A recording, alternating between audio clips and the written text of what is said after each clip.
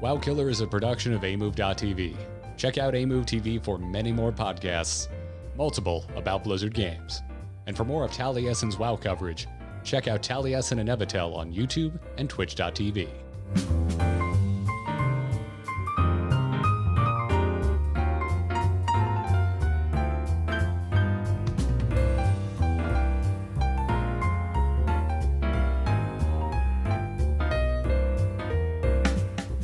Greetings and welcome back everyone to WoW Killer. I'm Garrett Weinzierl, joined as always by Taliesin, no first or last name given. None needed. To kill... Taliesin. I'm like Super Mario in the Super Mario Brothers movie. My name is Taliesin. My son is called Anirin Taliesin. I realize we've been using this lovely music from Andrew Allen as intro music for a little while now, but can music ever be too soothing, too smooth, too relaxing? Because... sometimes, yes, man. It can, and I always have to pinch myself out of my chilled, blissed stupor every time we get to this little bit. And in fact, Garrett, when you said, "Are we ready to do this?" and I said yes, I lied, Garrett, because I wasn't ready at all. And then you started the episode, and now we're going. Now it's rolling. Here it is, and there's nothing that I can do about it. I hadn't sent out my tweet yet. I hadn't started hosting the show on my own Twitch channel. I lied, and the lie has caught up with me, Garrett. Here we are. So now, basically what I'm doing, maybe you've experienced this from me before, now I'm just talking, trying to fill time, while I complete the activities that I was meant to do before you started this episode, and hopefully I can fill this air long enough for that to happen. And yes, good. Welcome to WoW Killer. And that's where you just bat the podcast ball back to me and hope that I have something to say. That's what I should have done, but I didn't trust you, Garrett. I didn't trust you not. Because now I'm sitting here, Taliesin, really realizing that you clearly don't have a move under like the auto host feature on your channel, which I don't have anything under the auto host feature on my channel, Garrett. And do you know why? Because I don't know how it works. This is like finding out, Taliesin, that I am not in your MySpace top 8. Okay, this is just. Tragedy. You would be all 8 of my MySpace top 8, and you know it. It would be my MySpace top Garrett. Wow. You like me so much that you would create 7 fake MySpace accounts with my face and name. If I could find my own MySpace account, that's what I would do right now. I think I looked it up like 8 years ago. I think was the last time I went and found my MySpace account. I think mine got deleted in the purge. I did actually genuinely try and find it the other day. Oh, nice. Well, because last time I found my MySpace account, which was about 10 years ago now, probably.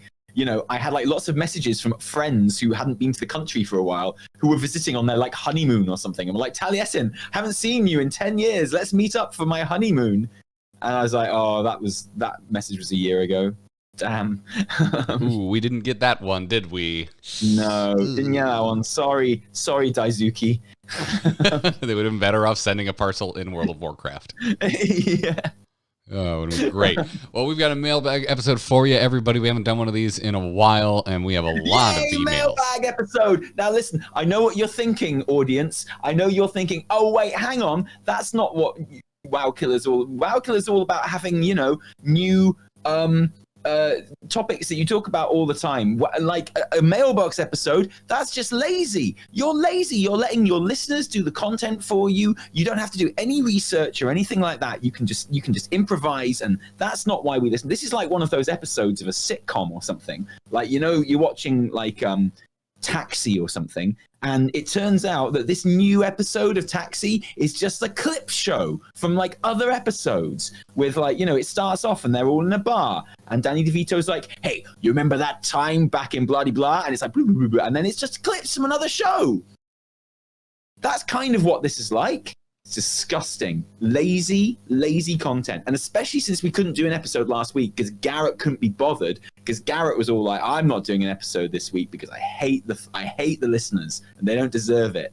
And I was like, but Garrett, we love the listeners. Don't say that about them. That's really, what if they found out you'd said that? And Garrett was all like, they never find out.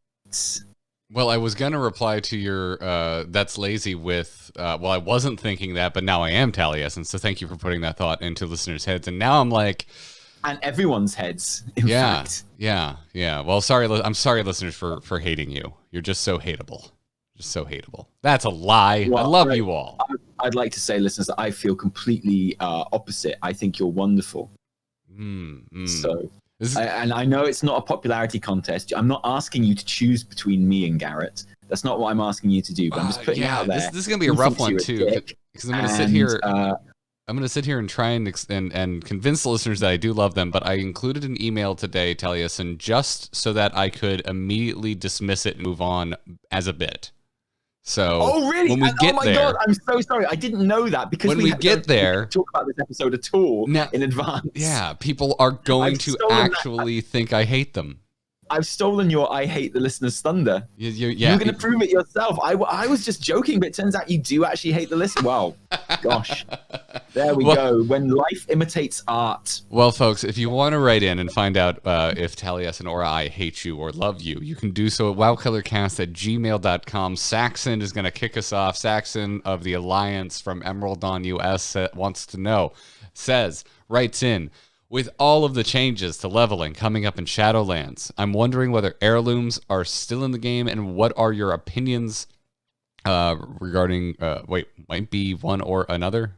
Okay, I'm not sure what that is. But if leveling is as fast as are they still needed? I should have proofread this one ahead of time. You should have proofread it, but you hate the listeners so much. You couldn't pierce through your own resentment as you were reading, contact from them. Wouldn't they cancel out the point of leveling and seeing tears of rage filling your eyes? Just like, I've got to read these questions to find questions for the show, but I just hate the listeners so much. I hate them so much. You can finish this one, Taliesin.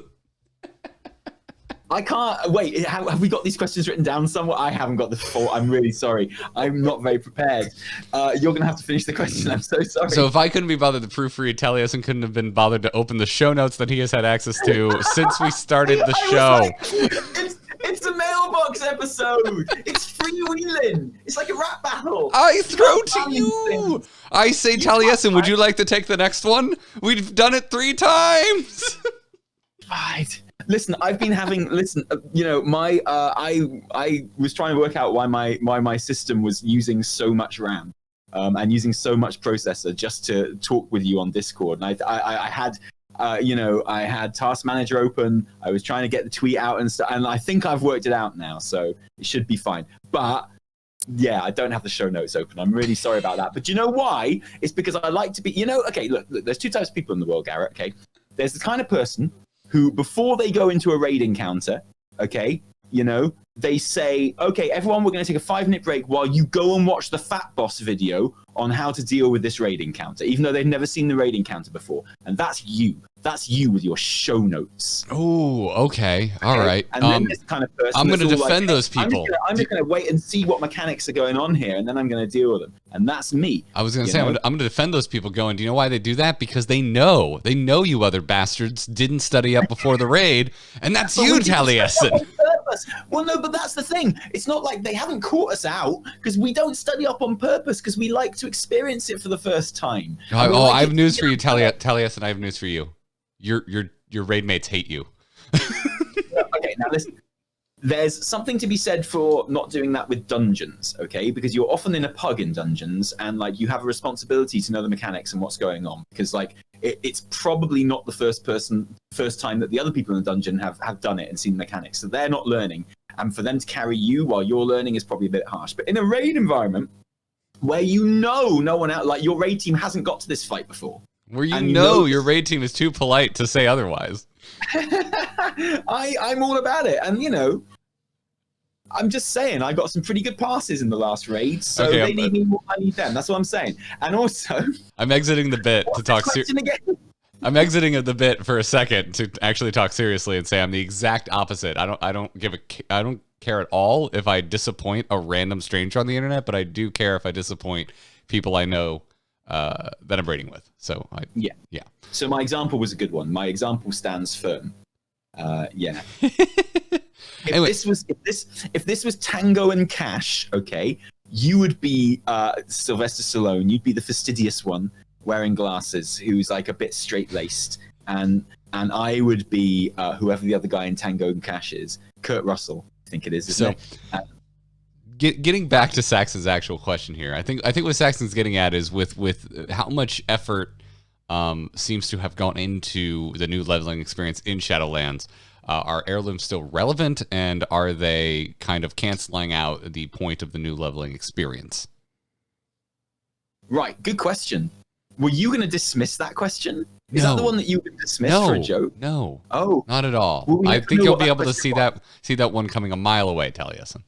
Ah, I see. It's a good question. It's a really good question, and I mean, the simple answer is that we don't know. I find it very unlikely that they're going to take heirlooms out of the game. What I would actually genuinely be, because people have spent gold on those heirlooms, and they're not cheap, you know. And you know, whenever you take something out of the game, or whenever you disable something in the game that people have paid gold for now, there's the extra dimension of dodginess, whereby you know gold has a real world value. You know, if they could have spent that gold on literally like cool stuff in the store, in the Blizzard store, on like game time. And if they're buying gold, they could have spent that money on literally anything else. So there is an actual kind of like moralistic and possibly legal element to disabling effects on things that you pay gold for in game now, and I think heirlooms might even come under that. I personally wouldn't be against them taking the XP gain off of heirlooms, and just making them so that they are like unusually powerful items for their level, which also scale up with you, so you don't have to replace them. So keep that element of, and take off the extra XP just for that precise reason, so that they can design the leveling experience and make it consistent. You know, so they don't have to go, okay, well, we want it to take this long, and we want people to be at max level when they get to the end of the expansion that they've chosen to level in, which is how the new leveling system is going to work. And they don't have to then consider, oh, but what about people that have got this many heirlooms or this many heirlooms? I think it would just make a more consistent experience, be easier and be more satisfying for players if they took XP off of heirlooms at this point. I don't think they will, but I don't expect many people to agree with me, but I would keep them as just being powerful items that just make actually like killing things and completing quests easier, without the extra XP gain. Yeah, I don't personally feel very strongly. I'm leaning towards disagreeing with you, but like in the most mild way possible. Oh, because that's your natural state. I'm leaning towards disagreeing with you, Taliesin, because you said something. So, oh, that's unfair. That's unfair. Yeah, like I said, I'm someone who I rather enjoy heirlooms, but I don't think I have any heirlooms that actually go up as far as they can go, because I've like never kept on top of them. I don't even know what the highest point is that they can get to at this point. Can they get all the way to the max level now? Yeah, they can. And they're even pretty good at level 120, to be honest. If like to start off with, they can be pretty good. Yeah, because I do have all my heirlooms maxed out, like every single one. The only heirlooms I don't have are I don't have the claw weapon, the fist weapon, and I don't have the fishing ring that you get from fishing. Yeah, and that's it. But all the other ones I have, and they're maxed up. I guess I fall on the pro keeping XP bonus on heirlooms, just because like I don't like. It's not really hurting anyone. I think most people that are using heirlooms, I think it does. I think it does affect what you can do with a leveling experience, and I'm not particularly fussed about it either way. But if we're going back to the question, this thing of like they are designing the new leveling experience to be a certain thing. The thing they're designing it to be is to, it to last an expansion. Like you choose Wrath to level through, and you go through the storyline, and by the time you finish the storyline, you're ready to go into the new content.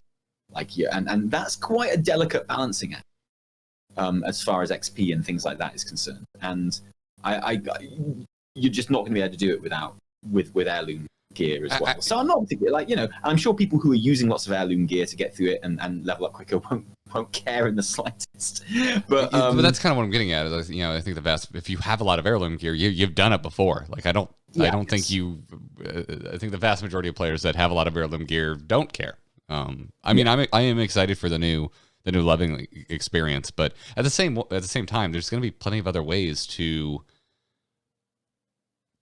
muck up how much XP you're getting. Like yeah. Oh, what you're gonna be able to run dungeons, gonna be able to do PvP. You know, you're it's very likely by accident okay, you so might. Here's the thing, right? Here's how I see it and how I've been seeing it recently, and this is how I've been thinking about Torghast recently as well.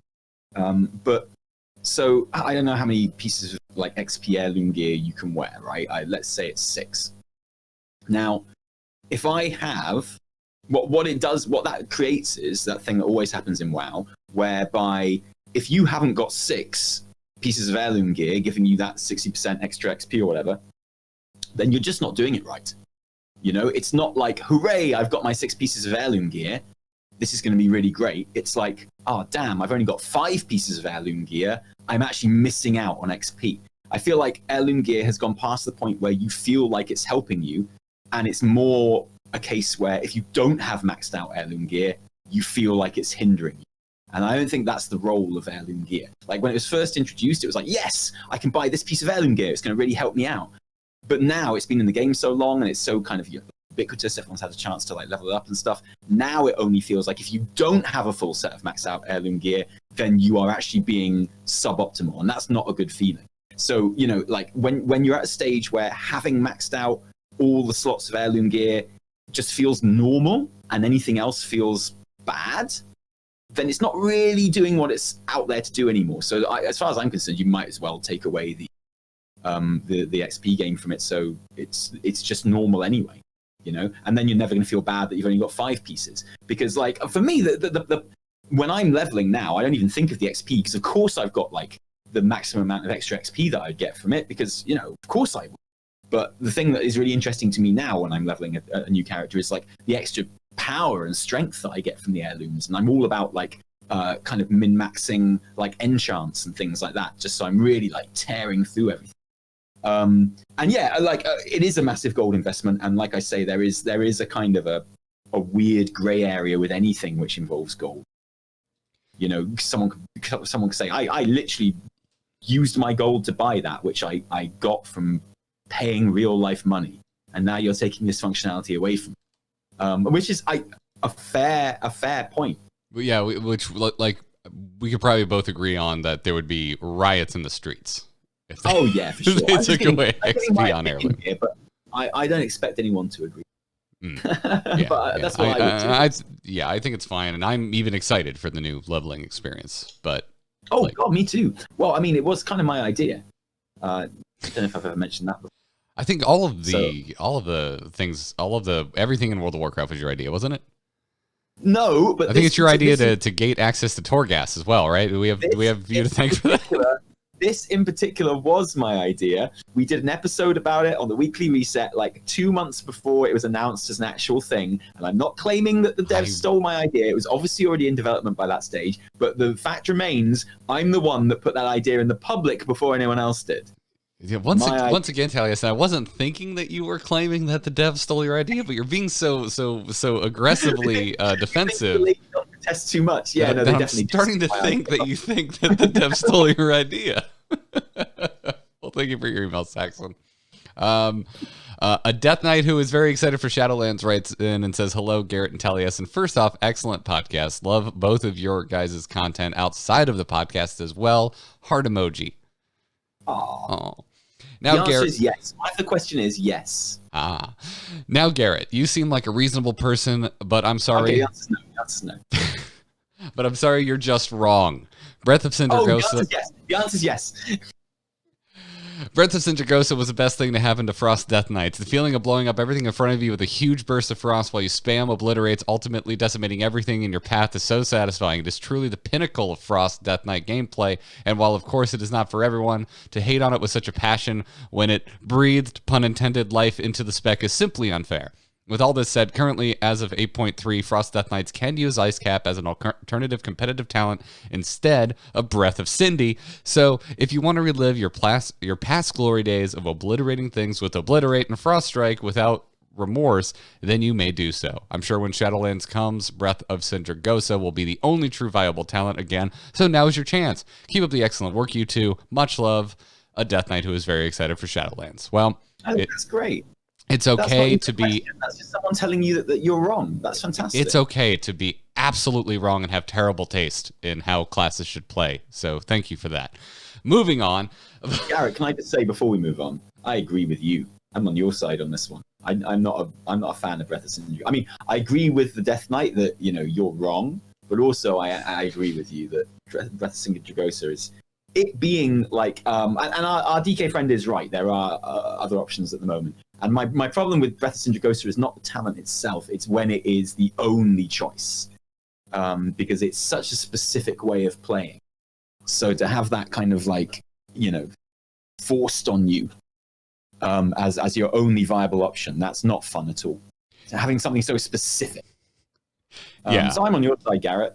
Yeah, well, don't let the mean DK upset you. I'm glad you enjoy it, DK, who was very excited. But this is the problem with bringing it up. Once you bring it up, I'm not glad that you enjoy it. You're the problem. Yeah, I feel the need to when you bring it up, I feel the need to reiterate that for me, it is the least fun I've ever had with any spec in my 15 plus years history of playing this game.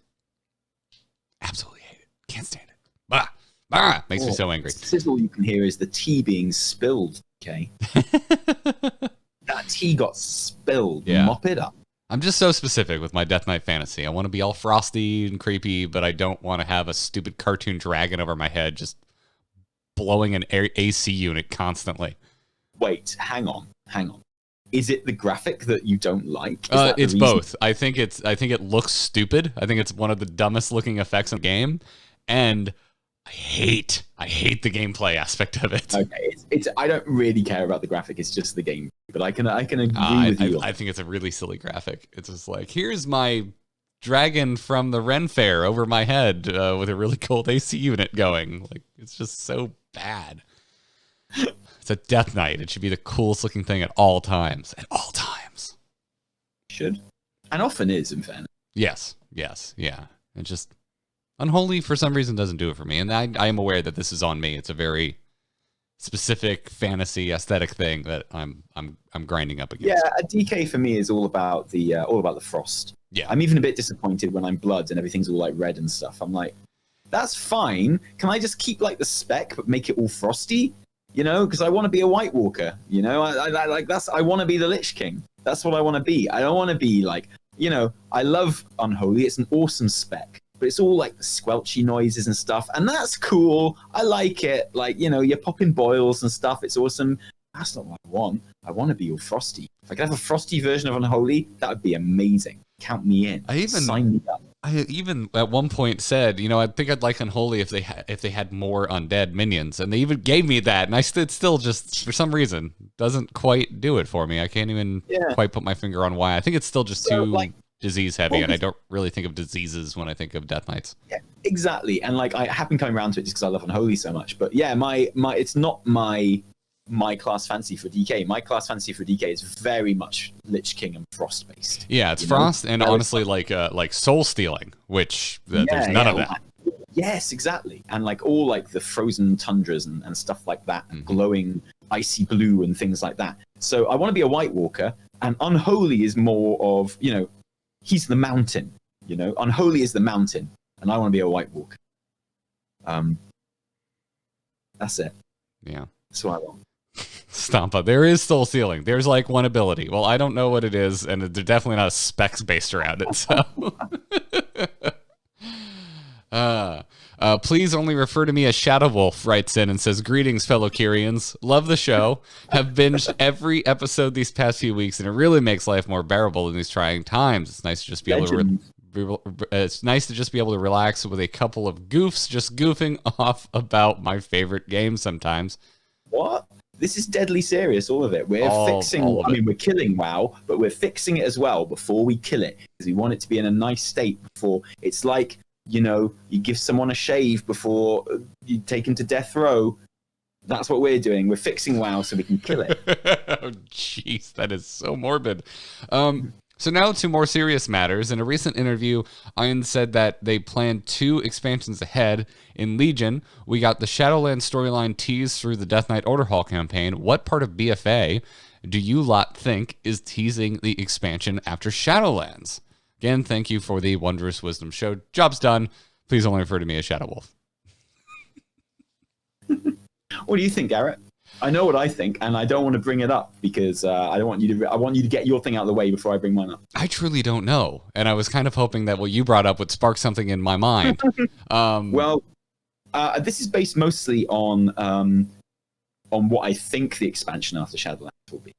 Because I feel like the Legion tease in Pandaria was really overt, and the N'Zoth tease in Legion was less overt, but so many content creators literally had Queen Ashara in the.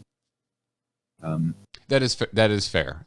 But I've for some reason it was not so overt in WoD, which would be 2 expansions before. In fairness. Yeah. But I'm struggling to think of as an overt tease in BFA. So for me, it would be Yrel in the Maga Orc starting scenario, and the pushing of the very explicit and quite heavy-handed, I would say, pushing of the light as being something which isn't necessarily good. And I would say that Xal'atath and her appearing as an actual character would be another one. So I think they're very much setting up the light and the void. And you can make a case that that's been the case since Chronicle came out. So and that was Legion, really. But they're very much setting up the light versus void as a big battle that's going to be going down. I was just re-listening to our interview with Steve Danusa today as I was downloading it into video form so I could keep it. It's about to disappear off my VODs. And, he was talking about how Shadowlands is for mortals and, the Nether is where demons go when they die. But, there's like an equivalent for every kind of part of the cosmology chart. What happens to Void Lords when they die? What happens to Titans when they die? What happens to Naru and stuff when they die? They do become like void beings as well. They're in a cycle there and what have you. So there's all this. But I would say, yeah, definitely the setting up of the void being more than just old gods. Because I feel like, we forget that N'Zoth is just an old god, who are like, they're lackeys. They're the peons of void society, really. They're just scouts. Xal'atath is the character of Xal'atath is much higher up the social ladder in Void society than the old gods are. And when you get to Void Lords and things like that, you're talking about these immensely powerful beings that are big and powerful enough that the idea of them getting a hold in the universe and getting hold of like the life in our reality was scary enough for Sargeras, who'd never been defeated in any kind of battle ever, and who defeated any enemy he came up against easily. The thought of that was scary enough for him to decide to destroy all life in the universe rather than protect it. He was like the Void Lords getting a hold of life is a fate worse than death. That's why we started the Burning Crusade. That's why we're going to kill everything. So they can't get it. Like, it's, and we haven't even kind of got a glimpse of how big and powerful the Void Lords are yet. And the light will have a big part in that as well, I think. So, yeah, I would say that, like, Yrel and kind of, the almost the graying of how we see the light. Although I'd argue that's something Blizzard has always done quite well, but they've made it a lot more explicit in BFA.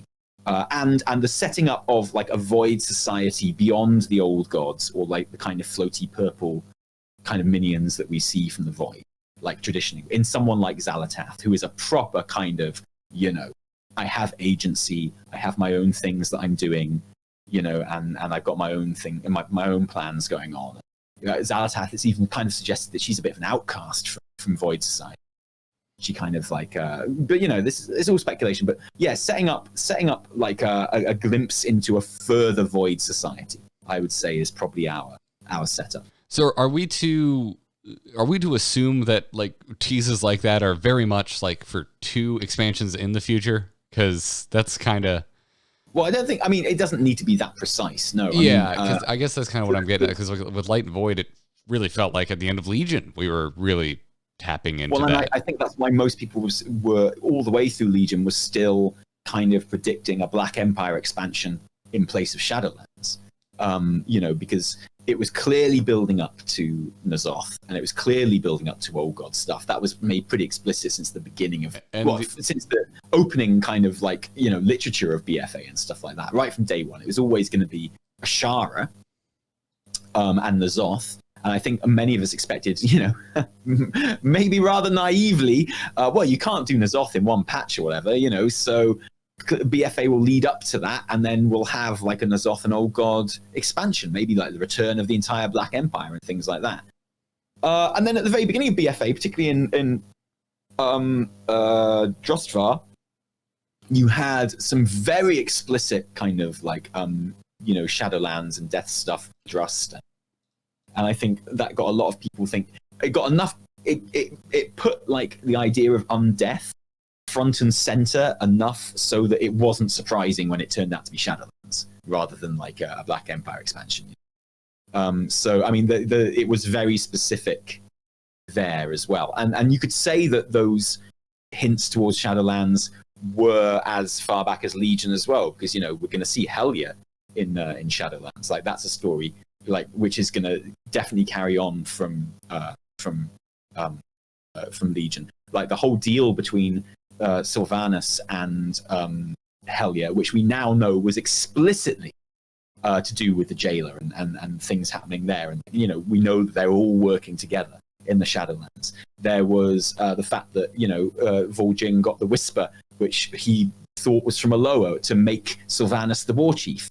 That was right at the very beginning of Legion. And that's a storyline which is going to get explained and resolved in Shadowlands. We know from data mining broadcast text. I will not spoil it further. I was about to say, I've kept pretty close eye on it, but I fell off a bit. Did we ever get like a conclusion to all the Vol'jin stuff in BFA? No, it's coming. It's coming two expansions after it started, and this is the point. That is keeping to that kind of. I really feel like Vol'jin just got such the shaft. I mean, he got a spear, but he got such a shaft. Yeah. But I mean, he might well end up as the lower of kings at the end of all this. So he's gonna. I think he probably will. I hope so. I hope so. I was really bummed with his tenure as war chief. They didn't do a lot with him. No, I mean he broke his tooth. He fell over and broke his tooth, and then he died. And just before he died, he got tricked into making like someone who wanted to destroy the Horde the war chief. So yeah, I mean, he got tricked into making Garrosh 2.0. It was what a poor bastard. Yeah, silly boy. But it's hard. It's hard to listen to the whispers properly and work out when you're getting lied to when you got a broken tooth, though. Garrett, I mean, it would really hurt, especially if your tooth is that big. Ouchie! It's like ouchie. Just saying. Yeah.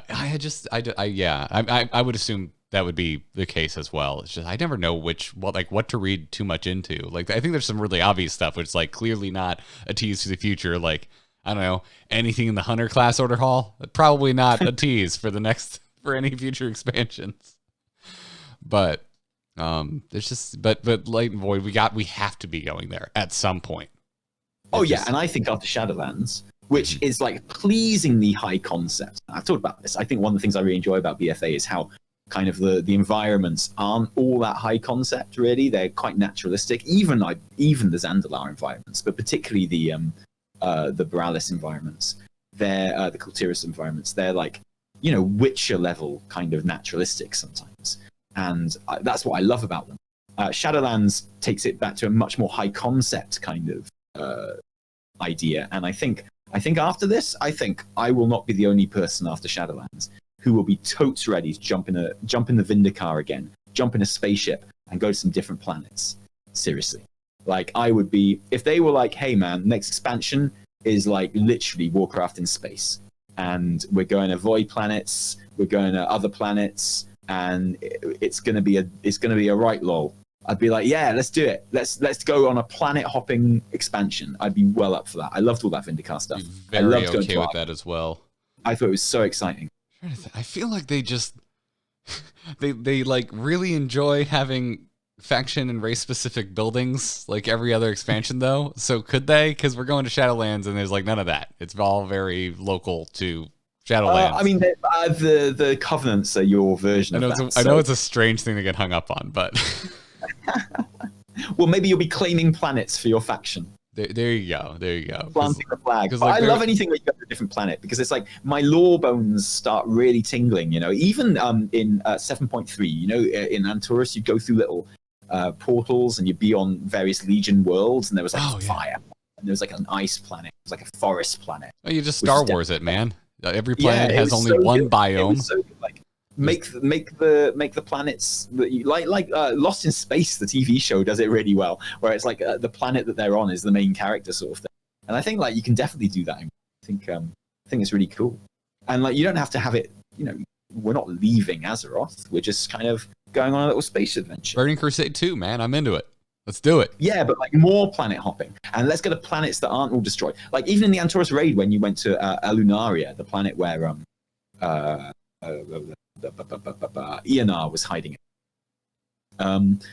That's super exciting as well. Any kind of thing where you're on a different planet. Wow, there's so much more in this WoW universe. So exciting. Take the crystal spaceships back out of the garage. Yeah, I mean, Steve Danusa in his interview with us mentioned a Titan homeworld. And he said we've never been to a Titan homeworld, and everyone went, "What do you mean a Titan homeworld, Steve?" So I mean, like, let's find some of this stuff. If you thought the hallways in regular raids were big and wide and gigantic, wait till you get to the Titan homeworld. Will it have a feature called Path of the Titans? I hope so. I really do. I do too. Roger Brewer writes in and says, "Hey, Dynamic Duo, leading in the Shadowlands, who do you think will have the Spotlight Warbringer videos? Thanks, keep up solid work, stay safe." It's a great question. Like, it's a really good question. We got to get some Bolvar in there, yeah? Well, will it even be... I would say no, because I think Bolvar is going to be the Sourfang. Sourfang didn't get a Warbringer. He got a series of like super high res, like trailer quality, episodes, and I think that's going to be both. Well, yeah, maybe the characters that like the dead characters that we find in Shadowlands. So maybe Uther, maybe Kel'Thas. That'd be interesting. Maybe who's the other one? Drakkar. Like people like that. Maybe it'll be a little reminder on them. Oh, that would be interesting. Because that's what they kind of did with the WOD ones, wasn't it? They had like kind of reminders on who the various warlords were and their kind of history. And then remember that one? I didn't watch it. And then in Legion we got Khadgar, and we got Illidan, Gul'dan, and we got Gul'dan. Yeah. So and then in BFA we got Ashara and Sylvanas and Jaina. Mm-hmm. So yeah, I think the most obvious one would be to have the dead characters that we're going to be meeting again. So if I had to take a guess, I'd say Uther, Kel'Thas, and Drakkar. It's always been 3, right? We haven't had a lead up that was 4 of those. I think the WOD ones there might be more because they had a lot of warlords. Oh, right. So maybe, you know what? Maybe there'll be 4, one for each covenant. That would make sense because there's like a major dead character in all 4 zones. Yes. Who's the Ardenweald one? I don't know. I don't think we do know actually. No, we will know. They said an example. Oh, Vol'jin. Yeah. Okay. That's my guess. That'd be interesting. That's my guess. Yeah. Uther, Drakkar, Kel'Thas, Vol'jin. That would be very interesting. That's my guess. Yeah, I'm actually pretty confident on that. Yeah. I'd actually put my name on that prediction. That's what I would do. Now that we go through it, yeah, that just makes so much sense. I don't even know that, or like I feel like they would pick one character and just be a little mini series, kind of telling a story. So whether it be like Sylvanas or Bolvar, someone who has a large role to play in the expansion, but they haven't really done that in the past. And like you said, we had the Sourfang arc post I think Bolvar's got a different BFA. Role. And it's worth noting, mild spoiler, but not really. We've got 2 zones in the alpha right now with it feels like maybe 2/3 of the questing in place for each, and Bolvar is nowhere to be seen at any point. which further kind of solidifies my belief that he's going to be a kind of a Saurfang with his own kind of like war campaign or order hall campaign. Kind of separate from the main action sort of thing. I feel like he'll be there at the very beginning to kind of guide us through, maybe, because with his like slight advanced knowledge of the Shadowlands over us. Oh, so instead of dad jokes for Khadgar, like usher you into Legion, we're gonna have emo Bolvar just being giving us a sad boy introduction. Yeah, just with his being like, my head is so cold. It's like, yeah, we know Bolvar. You're burning with literal embers. I disagree. Yeah, but my head's cold. My mother always said, keep your extremities warm and you'll be fine. So that's why I wore a helmet and gloves and boots. But now I don't have my helmet anymore. Tailors, you have a lot of time to prep. Make the man a wig. And also Bolvar, and that story, I'd imagine, will be him coming to terms with his immense failure, but also kind of reconnecting with his daughter as well, I'd have thought. I'd imagine it would probably have something to do with that, because we've got Kaelir as well. So that would make a lot of sense. Talia, yeah. And so I think that there'll be like a storyline that goes through kind of like the Saurfang stuff in BFA, and I think that will be Bolvar's role in the expansion, which maybe comes to a head at the end of one of the big like patches, and sort of gets some resolution there. I don't think he's going to survive the expansion. I was about to ask my question to you, Taliesin: does Bolvar survive the expansion? No. And then if he doesn't, and he does get the beautiful cinematic animated shorts like we got via Saurfang, do we need to worry about the fate of any future characters that get beautiful cinematic animated shorts? I mean, you'd probably not be wrong to make that a concern. It just becomes the red shirt designation of World of Warcraft. It's like, oh, there's a beautiful cinematic. Oh no, it's my favorite character. Well, I mean, can you see him like living happily in Kultiris? Well, I mean, he's already dead. So, or maybe Bolvar, because I personally believe that Sylvanas will end up taking a prominent role in like Shadowlands society by the end of the expansion. I don't think like we'll kill her. I think she'll end up as like the jailer or the arbiter or something. So clearly, I don't know the answer to this question. Do we know what the hell the fate of like the Scourge is and the ability to control them with no more Helm of Domination? Yeah, well, I mean that's the key. That's the kicking off point for the pre-patch event, which is Scourge Invasions. So yeah, as soon as that helmet is ripped up, the Scourge Invasions start again, and a part of our gameplay in the Scourge Invasions is alongside the repeatable stuff. I think they're we were talking about this in another episode, but I think, judging by Ian's interview on Zoltan's channel the other week, they're aiming towards having a combination of like the War of Thorns, which is like a story that unfolds. Sweet. Which is maybe different parts every week, which I loved, but also having that repeatable content there as well. Like kind of like the Legion invasions, which are really good to level up in. I meant to mention that we were talking Heirlooms. Once I get the Legion, I just park my character. Whenever there's an invasion, I go in, do it, and then I park the character again. And that's how once I make it to Legion. Yeah, it was really fun. And don't forget that you'd had like a really bad pre-expansion event for WoD as well, like super boring. So I mean, it just felt really good. Yeah. And right from that very moment when the Legion invasion started happening, you were like, this expansion is already better. Oh yeah, totally. I'm with you on War of Thorns too. I really enjoyed that pre-expansion event. It's a shame that you can't go back and do that stuff anymore. And like, so I think that it sounds like they're going to combine the two, and I think that's going to climax on you getting to Ice Crown and confronting Sylvanas, who's obviously at the center of it all. Ignore my Taliesin inception there, guys. And I think it's probably going to end up with us all getting killed.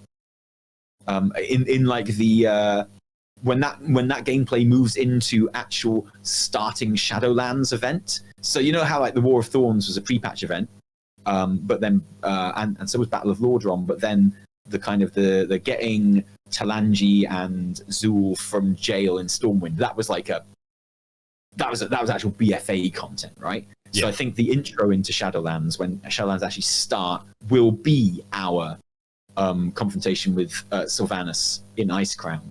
And whether we just follow her into the Shadowlands from there, or she kicks our ass and we die, which I think would be more fun, and we find our way in the maw that way. Because obviously you can't have that. If us dying to Sylvanas' hand is going to be a thing that happens, which I think it should, because I think it'd be really cool, then you can't do that in a pre-expansion event. It has to be as part of like the actual expansion launch, you know? It has to be the opening quests of Shadowlands, because you can't have it as a pre-expansion thing, because you'll do it and then you've still got like a couple of weeks of pre-expansion and you're dead, and that wouldn't be very good because you couldn't do much. So I mean, she's literally tearing a hole in the sky to the Shadowlands, so maybe we don't need to die, because it kind of seems like there's a giant I know, but I I just feel like it doesn't, like, I just think it would be cool if we did. Like, if the opening quests to get you into Shadowlands were confronting Sylvanas at Ice Crown and dying, that would be so cool. Listen, it would kind of stop us making fun of Bolvar all the time as well. There's no one more excited to have even more excuses to just play the Black Parade on repeat while I'm playing World of Warcraft. So I'm on board. I'm just saying I could. But we don't know what happens to the Scourge beyond that. Now, presumably by the time we get to Ice Crown at the beginning of Shadowlands, we have beaten back the Scourge a little bit and kind of nullified their threats slightly, but maybe not. You know, maybe we go to the Shadowlands, and when we come back at the end of the expansion, because I know obviously we will be able to come back to Azeroth throughout the expansion, but don't forget that canonically during WoD, you never went back to Azeroth. Canonically in WoD, you were stuck in in Draenor. Like, that was the canon. And obviously you were allowed to go back for, you know, gameplay reasons, but canonically you were in WoD for at least the first patch. You never went back to it. And so it could be the same in Shadowlands. Like, once we get back from Shadowlands at the end of the expansion, it was like, hey, remember there was all those Scourge that you didn't ever get around to properly defeating? Well, shit went down, and look what happened. I love in Back to the Future 3 when Marty is stuck in the past in the Old West, and he just keeps visiting home because he wants a tab soda, and then he comes back to finish his quest. It's my favorite. Mink wrote in because you and I were talking about the possibility of a Burning Crusade Classic, and Mink says Burning Crusade Classic loggers in will see a horde, no pun intended, of level 1 starters the minute they remember you need to start your Blood Elves at level 1. Yeah. I mean, guaranteed, yeah. But then that's actually like what happened in the Burning Crusade itself as well, though, isn't it? Like, you abandoned your character to start a new Blood Elf. That's exactly what I did. Yeah. I started a Blood Elf. I started 2 Blood Elves. I had a Paladin and a Warlock, and I couldn't decide which one I wanted to play more, so I kind of was playing them in tandem and just leveled just stupidly slow. And then I went back to my Hunter and just got out to Outland and started raiding. It was a good time. Yeah. No, I think that'll definitely happen. I think that's great. I think that's part of the fun. I think you should be able to kind of copy your classic characters over to Classic Burning Crusade. I agree. But you should absolutely have the opportunity to start new characters there as well. Yeah. Great. Yeah, I have very strong opinions on them, like leaving a vanilla classic intact and letting us kind of copy paste our characters over to a BC 100%. Classic. Exactly. Yeah. Like, there'd be no point of classic if you didn't preserve it. If you changed it into something else after 2 years, I don't understand what the point is. Be having the exact same issues and desires for a classic vanilla. 100%. You have your classic server, you have your Burning Crusade server, and I feel like you should be able to transfer your classic character or copy your classic character onto Classic Burning Crusade at any point. They shouldn't have to be like max level or whatever. If your character's at 40, you know, that's you know, there were people who only got their character to 40 in vanilla, and it changed over to Burning Crusade, and they had a level 40 in vanilla. I was mid-50s. I wasn't high enough. Oh, much like in Classic now, yeah. And like, yeah, so that... Again, what's your level, Delias? And remind me your level in Classic. I can't even remember. It's 46 or something, but I had a very good time doing it, and that's the main thing. But no, that should absolutely be a thing. Like, yeah, all of this, like, that's clearly how Burning Crusade Classic should work. I think anyone else who says different, yeah. I don't need to be nice about this. If you think different from me on this one, you're an idiot. So very strong opinions on Torghast and Burning Crusade Classic and how they handle characters. Yeah. Okay, cool. Wonderful. Jason writes in and says, "Hey folks, so I've been leveling alts with the new 100% bonus, and I just realized something. The first step of the expansion is to get this super powerful neck that is connected to the power of Azeroth itself, right? The next step is that you go talk to Sylvanas, and she talks about the war and how you gotta get a team together. I mean, if you're Horde, yeah, that is also correct. The Horde story and the Heart story never really cross. You would think that the evil bad would want to try to tap into your power to help her along. Am I crazy? Or is that some kind of oversight? Thanks, Jason. And Jason, you and also Patrick Beja have very similar thoughts. Patrick was talking about this 2 weeks ago on the Instance podcast, where he was like, BFA seems like it has a lot of very completely unrelated story arcs, and for him, it didn't work. Yeah, and I think that you're right when you say that. I think there are attempts to explain that stuff later on. And don't forget, that's going to change on whether you are a Sylvanas loyalist or not too. Because if you know, in patch 8.1, if you decide to kind of side with Saurfang and Zappy Boy and not report back to Sylvanas accurately, she never quite trusts you anyway. So and she quite explicitly doesn't really trust you from that point on. So it would make sense that she doesn't really kind of, you know, and don't forget, she sends you to your death against Ashara. Like, it transpires that in the deal she makes with Ashara, you know, she is sending like the heroes to Ashara because she wants Ashara to kill them. Like, she wants those heroes dead. That's the thing. So she does literally send you to your death. So and it's kind of implied that she doesn't really care about what you're doing with the Heart of Azeroth, because who cares? It's not anything to do with her plan.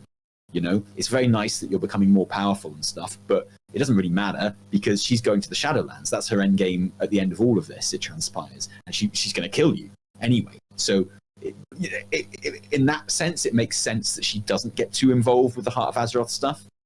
Like, for her, the advantages of Azeroth of Azerite are that she can make bitch-ass weapons with them and, like, kill a bunch of people, which she does. So, I mean, you know, there's that.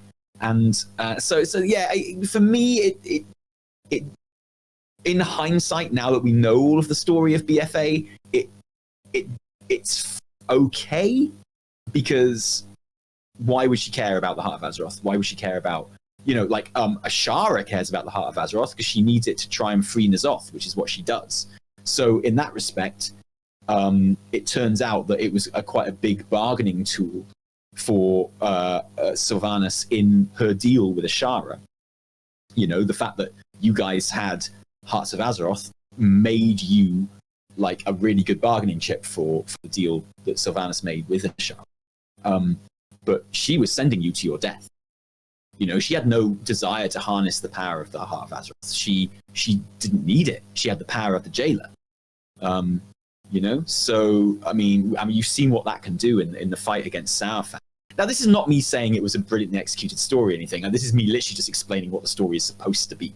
And like, I don't disagree that it was not very clear at the best of times.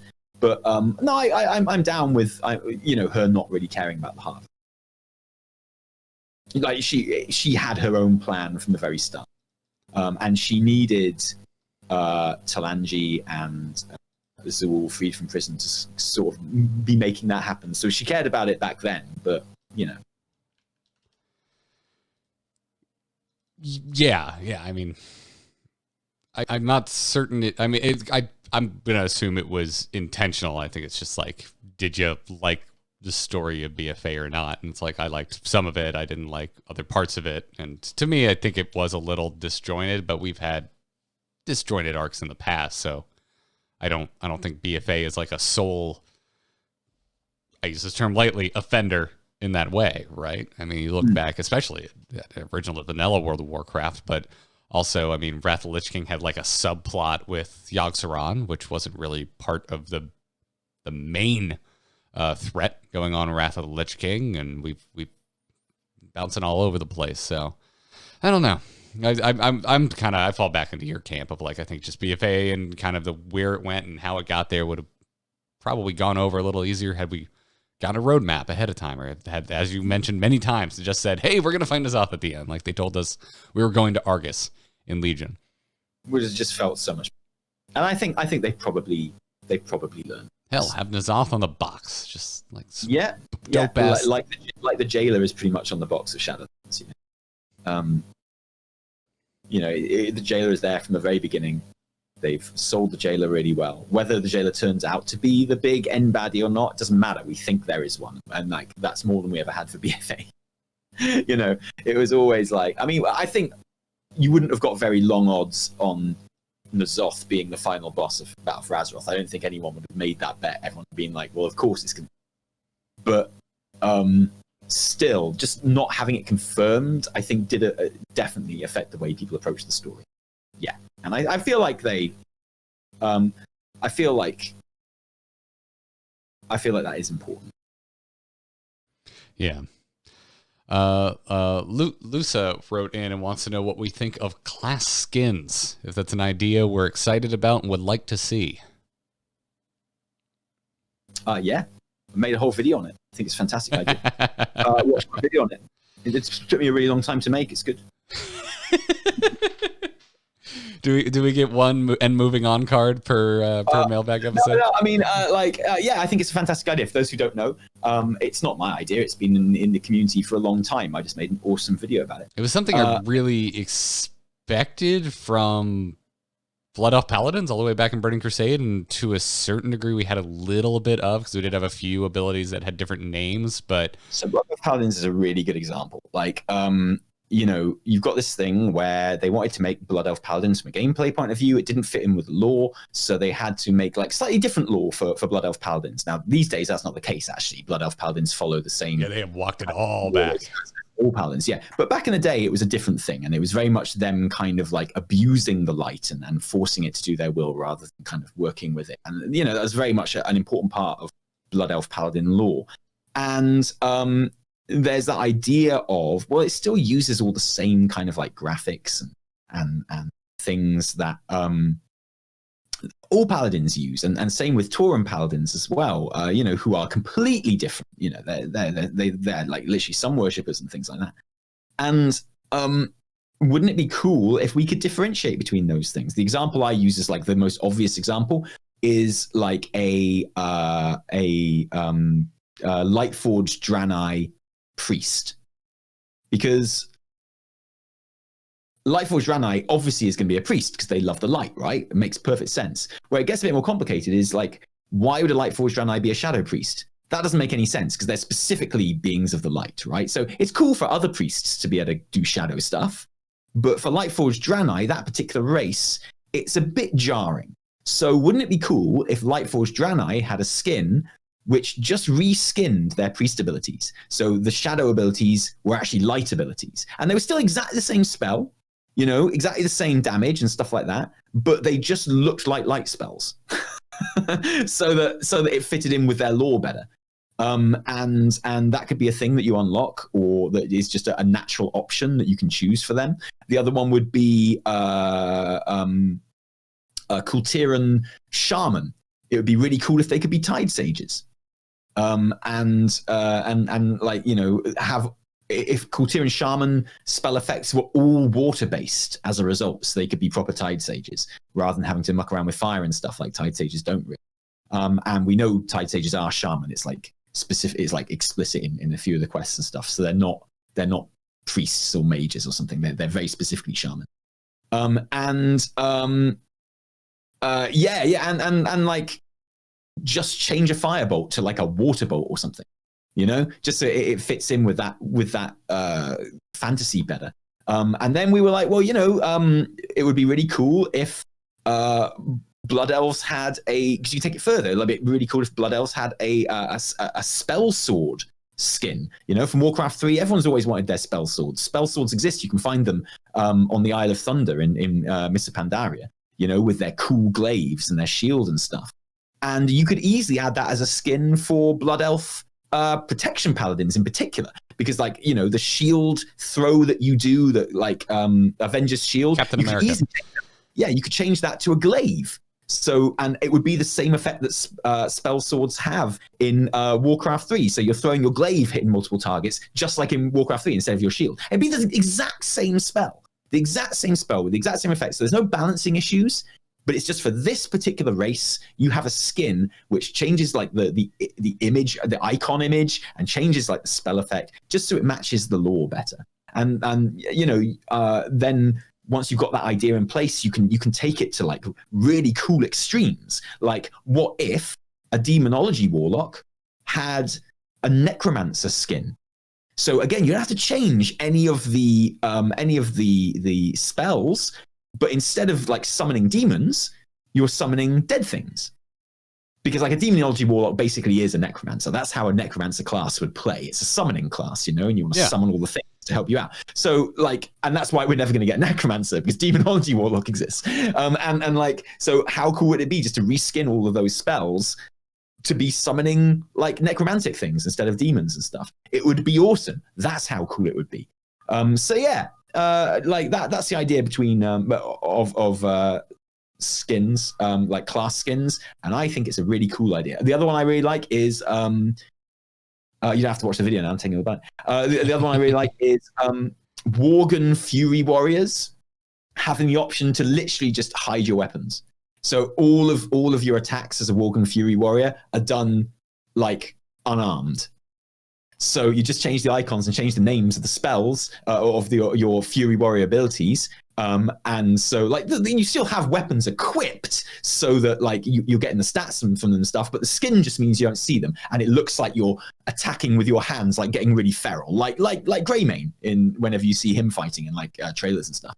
And I just think that would be really awesome. I think that kind of thing would be immense. I think mean, it would for all warriors, it'd be kind of cool just to like have a brawler class who just looks like they're pummeling the crap out of whatever it is they're fighting. It would be awesome, and I'm 100% down with the idea of class skins. They're more complicated than they sound, but they are something which I think would be really cool. It'd be very. I like fun collectibles that don't feel required, that don't actually up your power. It's something that really gets me excited about putting extra time in the World of Warcraft. So if you want, and look, this is the thing, we know Blizzard are okay with changing spell effects, like, because a common argument you hear is, yeah, but Taliesin, what about in PvP? Because you need to know what abilities are happening and stuff, and you need to be able to recognize them straight away, and you can't have different skins on different abilities. To which I say, Warlock Green Fire, come on, like, they've already done it. They've already got a class skin, it is I think, and like, honestly, a little minor. Like, you're changing the color of the fire, but it is still. Yeah, but I mean, like in the example of the Lightforged Draenei priest, all you're doing is changing like purple things into yellow things. It's the exact same thing, and maybe changing the name so it just says light instead of void in it, in the name of the ability. So I mean, yeah, like most of them are comparable to that, and there's never been a situation where you're like, oh, holy heck. Well, I didn't know what spell that warlock was doing because it was green. And look, if you want to attach really cool like and glyphs and stuff as well, yeah, absolutely. Which like change how a void fiend looks or something. You've never had anyone in PvP go, I didn't even know I was getting attacked by a void fiend because that thing looks like a Shah. That thing looks like a little Shah. I didn't even know what was happening. That's so unfair. Please fix it. Yeah, and getting tree form back as a resto druid. Those priest orbs look like crows. They didn't look like orbs. They look like crows. Game broken. I didn't even know what was happening. Yeah. Oh, geez. Yes. Yeah. It's I would be very down. Your entire rant just now about blood elves. I'd love it. I have so many different blood elf transmogs for my paladin. I always look like red, black, and gold, and I still have my blood elf tabard. Like, that was the whole reason I wanted to play a paladin. I wanted to be an evil pally. It sounded so cool. So bring it back, please. Bring it back. Yo. Yeah, I agree. Yeah, I'd be into it for sure, Lusa. Jacob says, "Hey, Tally, this one's addressed to you. Love the podcast. And you found a great permanent guest in Garrett. My favorite aspect of WoW has always been the world, especially the zones. And I have become a fan of TNE after I saw your top music and WoW videos." Wow. It's amazing how many people say that, considering it's only had about 20,000 views, that video. I haven't seen that one, and I've actually watched a ton of your videos. I know top X lists are cheesy, but sometimes I like to just have a bit of fun with them. So I was wondering if you will ever make a top 10 or 15 or whatever zones in WoW video, or even better, discuss zones on the podcast with Garrett so we can hear both your perspectives. Congrats on the baby. I wish you all the best, Jacob. Okay, well, instead of me having to make a video about it, why don't we make it an episode of WoW Killer? We could make it an episode of WoW Killer. Yeah, we could tease it right now and say, just like without thinking, like, what's one of your favorite zones? Just first zone to pop in your head that you just love. One podcast. Two straight white men. One World of Warcraft. 10 top zones. Join us on WoW Killer for our top 10 zones. Well played. Was that a tease enough for you? Yeah, that works. That works, man. Sounds good. Let's do it. Grizzly Hills. The answer is Grizzly Hills. Grizzly Hills first on the pops in your mind.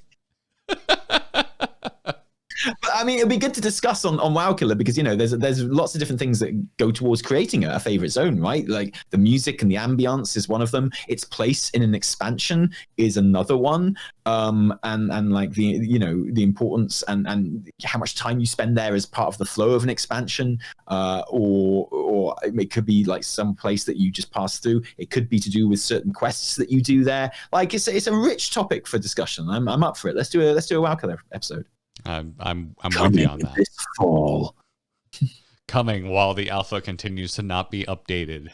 This holiday season, two men will go on a journey of self-discovery. I was turned into a romantic comedy. You gotta get some clips. So you gotta. I can't believe that's your favorite. Are you kidding me? I know you choose that one. All right, now I'm just laughing. Triandis writes in and says, Dear Taliesin and serial guest Garrett, first off, congratulations on the highly successful new podcast. At least I assume it's successful because I love it and I have very good taste. That's all the criteria I need. Yep. Consider us a success. Yep, and here's going to earmark just how old this email is. And congratulations in advance to Taliesin on the pending or perhaps recent birth of your child. Parenthood is a wonderful... Things. It's not pending nor recent. Parenthood is a wonderful journey, and I hope it brings you as much joy as it has me. It is in that spirit that I would like to ask a question. I've recently begun playing WoW with my 7 and 10-year-old, and they enjoy it immensely. It's so much fun watching them explore and mess around and just not care about the right way to do things. I must admit, though, that I'm the type to instantly accept quests and rarely have any idea what's going on in-game. Recently, my son saw the advertisement for the new Shadowlands book, and we've had a ton of success sparking interest in reading with other game tie-in books. So I'm wondering, are the WoW lore and storybooks something you would recommend, either me reading to them or they themselves? I won't ask you to judge their appropriateness for kids, but are there any themes that you think should be considered before offering them, and do you recommend a particular reading order for someone just starting out? Thanks for your time, and I wish you the best of luck with the podcast. Keep the episodes coming. What an interesting question. Yeah. I get asked all the time if I like the books or not, and the answer is like, yeah, most of them I really enjoy, and I would highly recommend them. But I've never been like, would you recommend them for a 7 and a 10-year-old? I mean, the Traveler books are supposedly specifically designed for that age. So the Traveler books do feature Muetzala as well, who is going to be relevant in Shadowlands as a baddie in there. Now, I haven't read the Traveler books, despite the fact that the writer of the Traveler books is really cool. And you know, of the last Traveler book, I should say, is really cool, and we like her a lot. They do get quite dark by all accounts, particularly in the later books. But they are designed for like the young adult category, which I guess is like maybe a bit older than those kids, maybe like 10 to kind of 14 sort of thing. Like yeah. That's where those books seem to be pitched. The first book probably a bit younger than that. Yeah, I don't think there's any. there's the main thing that jumps to my mind of themes you should be aware of is like death. Like it's a book about war and conflict, so people tend to die a lot in these. Or it's it's one that's not my favorite, and I wouldn't think kids would be all that interested, which is Trial of Garrosh. So that one I think would just use. I think if I was a kid, I'd be bored senseless with that book. But, I wouldn't really recommend the kind of main canon literature novels for kids, not because there's anything in there that they might be really disturbed by, but because they're probably a bit boring, if I'm perfectly honest. Well, I think some of them are really interesting. Like, I really like Tides of War. I've mentioned it before, but like, that book really reconciles with death and loss in a internalized way that's really sad and has still stuck with me, a 33-year-old adult. So I would imagine it'd probably be a little heavy for kids. But I mean, I'm coming at this as someone who hated reading, hated it. Yeah. So I tend to lean towards, if someone's interested in reading, I'm like, let them read it. Because I remember being just bored senseless of the stuff that I was forced to read and growing up, and that kept me off books for a really long time. Yeah, and I feel like my favorite of all the WoW novels is the last one, the Before the Storm. Mm-hmm. I just genuinely think it's the best book. I think it's kind of contained in a way that a lot of the WoW novels aren't. So if you didn't know much about the ins and outs of WoW lore, I mean, obviously it helps to know who Anduin and Sylvanas are and who the Forsaken are and stuff like that. But I think it does a really good job of keeping it a contained story, which is relevant to the expansion and does lead into the expansion.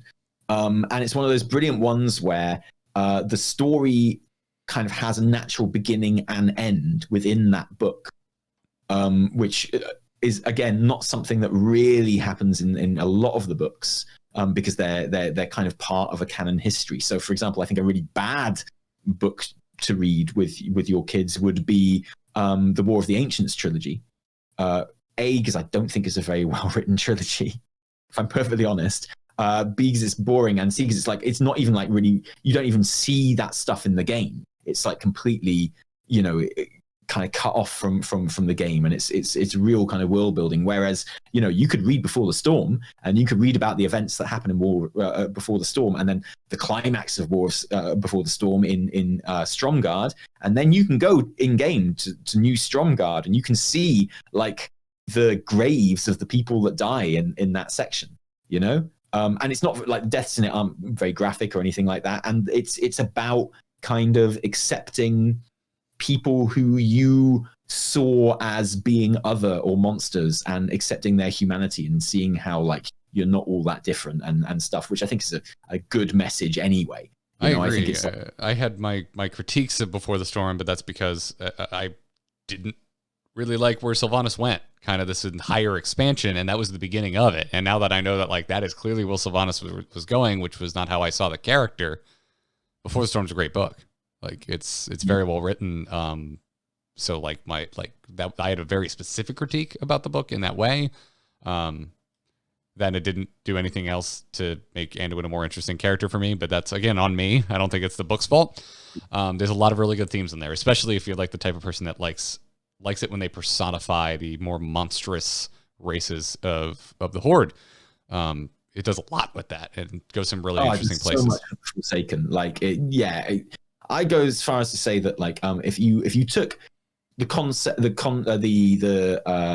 context of WoW out of all of the WoW books, like ignore the fact that they're WoW books and what they do for the canon and things like that. Ignoring that, I would say that Before the Storm is like easily the best book out of any of them. Like if you ignore WoW, it's just flat out the best book in my opinion. I think Illidan's very good as well. I quite like Arthas as well. I think like Before the Storm is like genuinely on its own 2 feet as being a good book, and I think Tides of War is another one. Which I really like Tides of War. Yeah, I still haven't read Arthas. I'm sorry, everybody, but that's not the case for all of the Warcraft books by any means. Like some of them you would only read if you like WoW. And yeah, you don't no, get. they're hit and miss for sure. I don't think Before the Storm is one of those. So I would recommend that, and also because it's like the most recent one, so it's the most relevant one to stuff that you've been playing and things. If you were going to read one of the main canon books with your kids, I'd say that. Yep. People are talking about Metzen reading them. I think the ones that Metzen was reading were like the actual kids' books, as in designed for toddlers and things like that. There's like some picture books, some kids' story books of like mini Thrall and mini Arthas running around having adventures in like Snowland and stuff like that. Like proper kids' books, not for like your age group that we're talking here. Yeah. I think those are the ones Metzen was reading. I might be wrong. Yeah. I say go for it. But I also watched Alien when I was 7 years old. So my barometer for what's appropriate is pretty off. I mean, honestly, if you're looking to kind of connect with your kids and get them connecting to the WoW storyline in general as a way of appreciating the game more, I mean, novel videos and stuff are really good for that as well. Like kind of video content, which is well produced and well animated, and like little bite-sized kind of bits of lore, which kind of help explain various things in context in the game, which I think are great, like super good. Yeah, I agree. Go check out Novel. And also check us out not doing another lore episode like we did for N'Zoth, because it was a lot of work. So much work. Mailbags are much easier, even though I hate all the people that write in, because oh no, that's you, sorry, I'm fine with them. It's me. But mailbag, we could just do mailbags every week. This is so easy. Yeah. All right, well, after that deep answer, let's bring this home with the hardest hitting question of the day. Are you ready?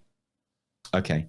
Hungry Human High Mountain wants to know, what do we like to snack on while we play WoW? Wine.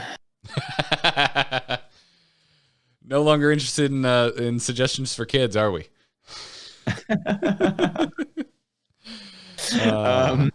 I mean, when I'm playing Alliance, I like to snack on Horde, and when I'm Horde, I like to snack on Alliance.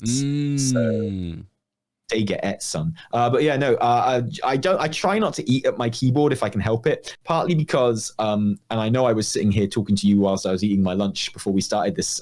Yeah, but you weren't typing at the time, and you got up to go away and put because this desk is not just my game station; it's my workstation as well. So I try and keep food and drink away from it. Oh, but, I eat at my desk constantly, but I never eat and type. Touching your keyboard honestly, with food hands. It's more to do with the fact that I don't want my office smelling of food, to be honest. Like, just sweaty man is more than enough smell for this office. It doesn't need any food smells as well. Yeah. But yeah, coffee and I always have coffee and water and wine. And like, for raid night, if I've got no wine, beer will do. But I'll try to never eat at my desk. I'll always try and eat somewhere else. So snack-wise, maybe some Jaffa cakes. That's about as far as I go. Bars, anything that I can keep in a wrapper.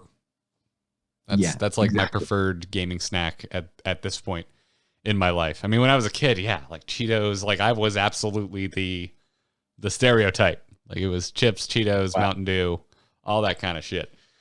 I remember I bought a case of Red Bull to beat Halo 2 the night it came out with my friend, because I didn't have an Xbox, and I really wanted to see how like the next chapter in Halo. So we made a plan that I was going to go over to his place and we were going to co-op through Halo in a single sitting when Halo 2 came out. Wow. So we bought I think a case is like 24 cans.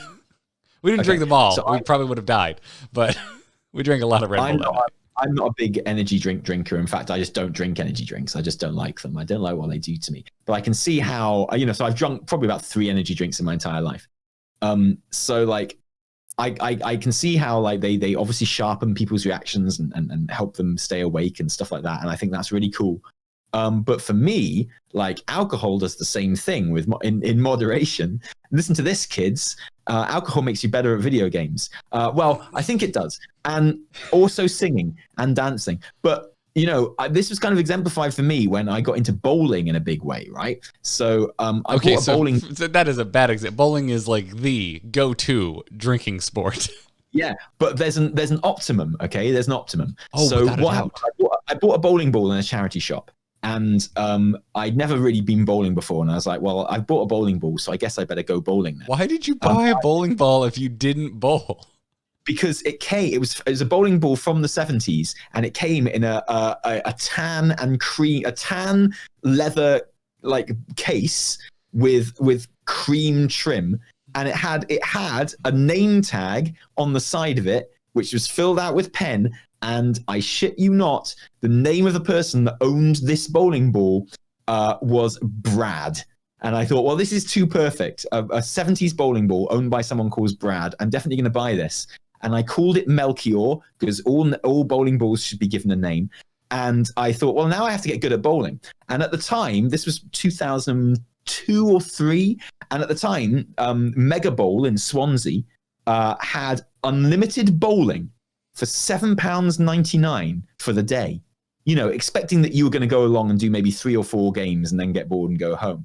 But I put together a team of crack bowling fiends, some friends of mine, and we would turn up at Mega Bowl Swansea at 10 a.m. in the morning when they opened, and we would buy unlimited bowling for £7.99, and we would stay there until they threw us out at midnight every night, bowling non-stop so that I could get good at bowling. And we did this for 2 weeks. 2 weeks in a row, when we had to stop because one of our number like really strained their arm quite badly, and we had to stop. But in this time, I scored my best ever scoring game, which was like literally 290 or something, and it was like amazing, like almost a perfect game. And I got really good at bowling to the extent where it helped me make friends in other places. I remember when I went on tour in Denmark. We went bowling with all our Danish friends. And in Denmark, they have this amazing thing where when the pins are put down, there's a gold pin in the middle and you get a strike, everyone in your party drinks for free. So every time the gold pin came down the middle, I would get given the ball, and I would more often than not score a strike because I was so amazing at bowling that all our party would drink for free. So I was like the most popular person in Denmark. Anyway, so we discovered when we were doing our Mega Bowl training sessions that and what we do is we'd have a pint of beer with every game that we played. So by the end of the day, we'd drunk about 20 pints, but we could do that at the time. We were young and virile, and you know, nothing could hurt us. And we discovered that the optimum game, the game that I scored my highest ever score on, but this was often the game in a day where I scored my optimum, was game 8 at 8 pints. Like, because then you've had your practice games, and so 8 pints is your optimum. I think if I drank 8 pints to go raiding, I would literally die. So I think my optimum is probably a bit lower these days. But you know, there's a relaxing element to drinking some beer and stuff, isn't there? Which kind of, you know, focuses your mind in a way before it gets very ill. But yeah, I distinctly remember like watching my Smash Brothers skills degenerate before my very eyes in college, because my two roommates and I, that was like our competitive game of choice. We were all playing World of Warcraft together, but we would have like 2 a.m. Smash Brothers sessions, and multiple times we were like, let's just have some drinks, and that turned into significantly more drinks, but it was like equal playing field, because so my opponent would also just slowly become significantly worse at Smash Brothers, and you could just see it was like we were fighting each other in slow motion. It was just pathetic, but. Well, I mean, that's interesting. And that's what I would expect drinking to do, really. Did I not have the documented, objective scientific proof that I am better at bowling after 10 pints than I am? Well, it depends on how much you're drinking, Taliesin. It's as simple as that. Yeah. And that was the peak as well. It was all downhill after that. And, you know, that game would be about kind of, you know, 3 p.m. as well, so we still had a good, you know, 9 hours left. That's a lot of yeah. So you could pace yourself. You weren't. I mean, you didn't lead with. So we bought 3 pitchers and just slammed them down and went bowl. Like I feel like your results would have varied a lot more. Yeah. Oh no. It's very scientific. 1 pint with each game. 1 pint with each game. Oh well, there you go. You're pacing yourself. You're keeping a nice. You're just. Well, not so much pacing ourselves, because also we were there to bowl. Okay. And, there might have been social niceties and there might have been hanging out in the first couple of days. But don't forget, we went for 14 days in a row, Garrett, in a row. You're having a pint with from 10 till midnight. Pint with every game for 14 days. I think you have solved why that bowling alley was charging so little money to get you to come in and bowl for free. I think they made up for it. I went along with Melchior, and Melchior, I mean, to be honest, I could do with bigger finger holes on Melchior, but it was a good ball. It was a really good ball. It scored many a good strike in its time. I had already forgotten that was the name of your ball. I'm like, oh, who's this? Must be Taliesin's friend named Melchior. Nope, it's the name of his ball. Big holes. Yeah. They all have big holes after a 12-hour 10-pint day. Yeah. Yeah. Well, hungry human in High Mountain. Thank you. I love food questions. I love them. Alrighty then. That's going to bring us to the end of this mailbag episode. Keep them coming, everybody. wowkillercast@gmail.com is where you can write in and be a part of the show. So keep them coming. But before we leave, Taliesin, if folks are not already familiar with the lovely content you're making around the web, where can people find you? Taliesin and Evertel. It's easy. You can find it on YouTube. You can find it on Twitter. I'll be streaming on our own channel in a minute, probably. And you can find it on Twitch for the memes. Be there or be square. What about you, Garrett? I've never seen you do anything, to be honest. Yeah, definitely. Else? Never seen me do anything. You not just sit in a darkened room waiting for WoW Killer? That's pretty much, that's how I exist. When this ends, the lights go up and I just go into hibernation until the next WoW Killer. But while I'm in hibernation, you can find me... on your bed, just sit there just staring at the wall. Like in Daredevil or something. Westworld, bring yourself back online. Yeah, totally. All right, time for World of Warcraft opinions. Music starts playing, your eyes just flicker, and you come back on. You can find plenty of other podcasts, this one included, over at amove.tv. You have a big Angry Chicken to do today, a lot of big Hearthstone updates just a day ago that we'll be talking about. We're doing our Heroes of the Storm show Into the Nexus tomorrow with the Heroes caster Jay Howe will be joining us as a guest. That game's had a ton of updates recently as well. Just everything. It's over at amove.tv. Go check it out. That's going to wrap it up for this episode of WoW Killer. Until next time, good luck and have fun, everyone.